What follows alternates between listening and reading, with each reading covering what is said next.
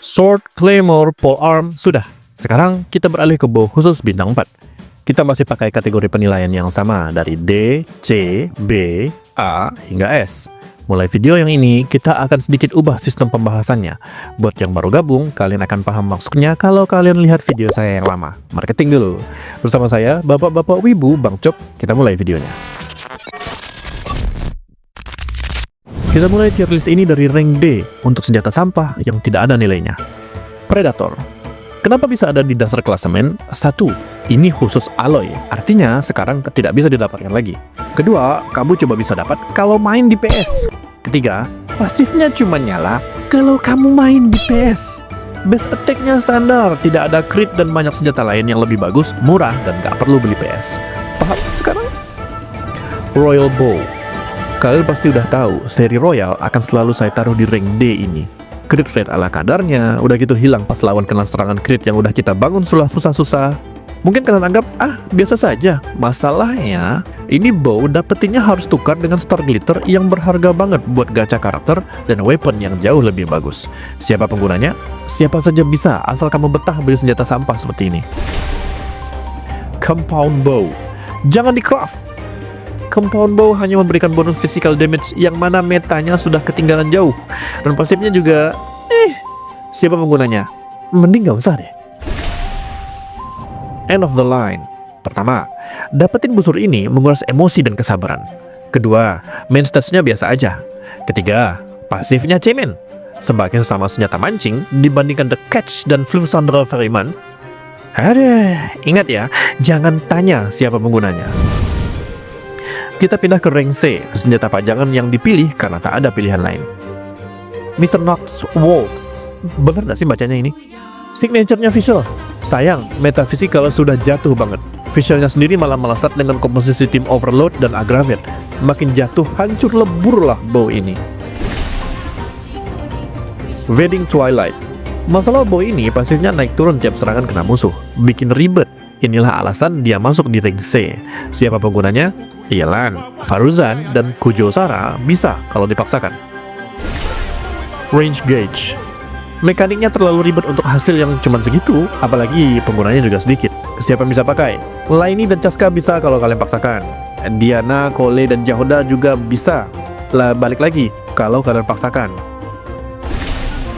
Cloud Forged. Ini signature-nya Setos. Kitnya Setos benar-benar nyambung dengan senjata ini. Selain Setos, yang mungkin bisa pakai cuma Tignari dan Cole. Sequence of Solitude. Sedikit saja, senjata ini akan selalu kalah saing dengan yang lebih simple dan dapatnya gampang. Siapa penggunanya? Yang paling bisa pakai ya Yelan, Diona, dan Sinchumin.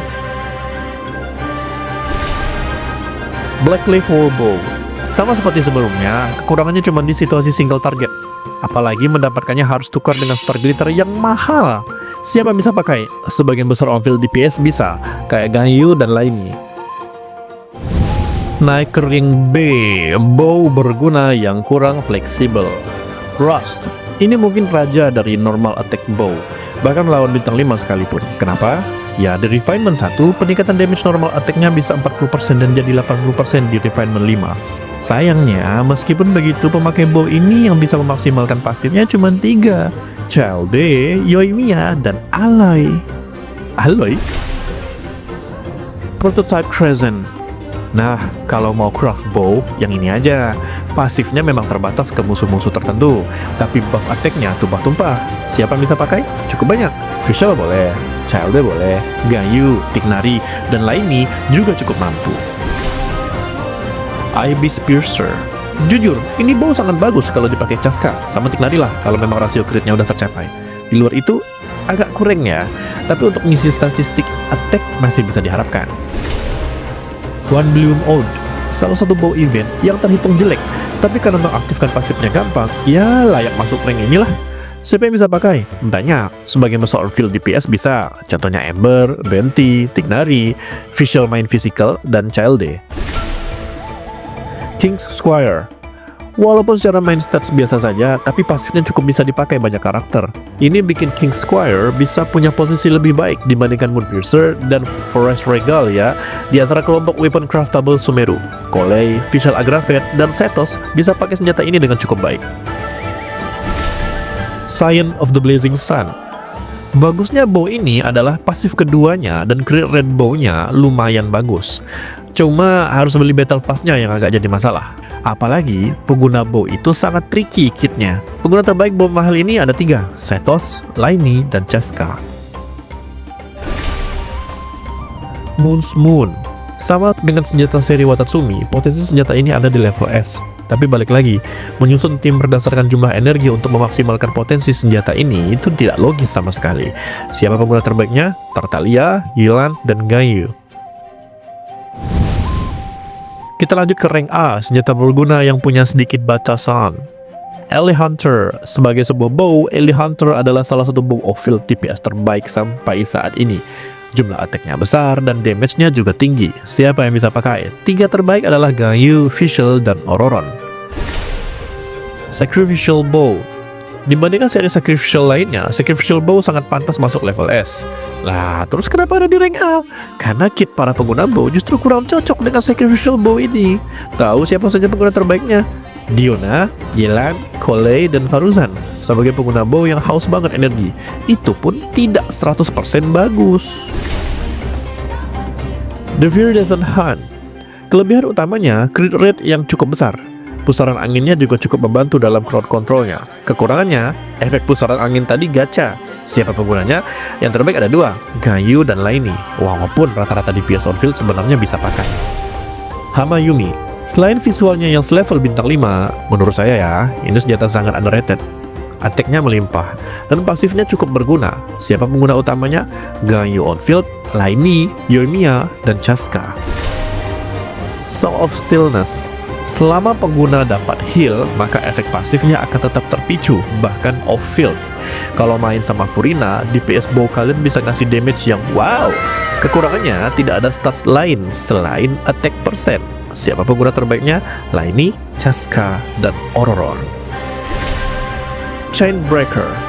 Percayalah, senjata craftable Natlan itu terhitung bagus. Pamornya jatuh gara-gara Fandom Bar, bikin kontroversi nggak perlu soal regiannya aja. Dan Chainbreaker adalah salah satu yang terbaik dari kelima seriesnya, hanya pada karakter Natlan. Siapa yang bisa memanfaatkannya? Utamanya adalah Kujo Sara, Chaska, dan Ororon. Flower Wreath Feather. Senjata ini bisa dibilang signature Chaska yang di-nerf, buff attack-nya cukup melimpah, dan yang bagus adalah bonus damage charge attack-nya selama mode aim ke musuh. Siapa pemakainya? Sudah jelas, Chaska. Yang lain? Setos bisa. Tapi Cloud Force lebih baik. Selain mereka, Tignari dan lainilah yang paling optimal dalam memakainya. Snare Hook. Energi recharge-nya melimpah kayak Favonius Bow. Walaupun sampai sekarang pasifnya baru bisa dimaksimalkan oleh Jaoda, tapi setengahnya bisa dipakai siapapun yang punya role support. Rainbow Serpent's Rainbow. Visualnya sih signature Ororon banget. Pengguna utamanya adalah support atau off-field DPS. Siapa yang bisa pakai? Ya, Ororon. Jahoda bisa, Kujo Sara, Fischl, dan Faruzan juga bisa. Terakhir di rank S, senjata andalan bagus dan bisa dipakai siapapun. The Stringless. Elemental Mastery? Ada. Burst Attack? Cukup. Lalu tanpa syarat apapun, Elemental Skill dan Burst dapat bonus damage yang besar. Kalau bukan di rank S, di mana lagi? Siapa penggunanya? Fischl pasti, Venti, Gayu, Yilan, Coley, Tignari, dan banyak lagi yang lain. Favonius Warbow. Sudah, tidak perlu dibicarakan lagi dah. Sejak video ini mulai, kalian sudah tahu kan kalau senjata ini akan masuk dalam ranking S ini? Ya jelas lah, sebegitu overpowernya memang. Pasifnya sama dengan saudaranya weapon series yang sama, tapi kebanyakan kit karakter pengguna Favonius Warbow sangat sinergis dengan weapon satu ini. Masa satu tim dapat untung dari tambahan energinya. Sekian raport buat bow bintang 4. Seperti biasa, pesan saya, jangan sembarangan pull di banner weapon cuma karena disebut OP atau bagus. Yang paling penting adalah keadaan akun kalian, butuh atau tidak.